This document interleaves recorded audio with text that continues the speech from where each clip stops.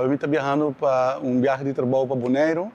caminho com participar na conferência de food security para promover agricultura, pesca e cria entre Islândia e holandês. Na 2023,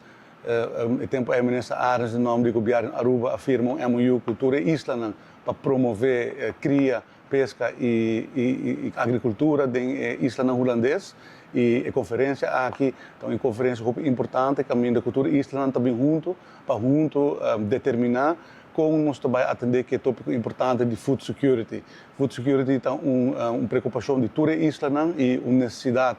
de cada isla para nos percorrer que nos porta mais self-sufficient, percorrer para estar menos dependente de importação, para nós poder chegar nessa aqui, nós precisamos invertir em agricultura, em pesca, em cria e de mesma maneira tá para fazer isso aqui junto com outro isla do Caribe, outro isla holandês. E por motivo é que é importante para participar na conferência aqui, que vai culminar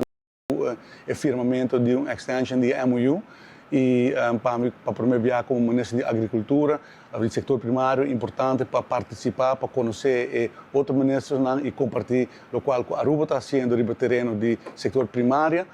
entre outros, a preparação que nós estamos fazendo para a construção de um Agri-Innovation Park, parque onde nós, como governo, facilitar agricultor para produzir produtos na comida de uma forma muito mais eficiente, com o uso de tecnologia moderna, com caçam e basar riba conselho que nós recebemos do Instituto de Expertise holandês nesse caso aqui.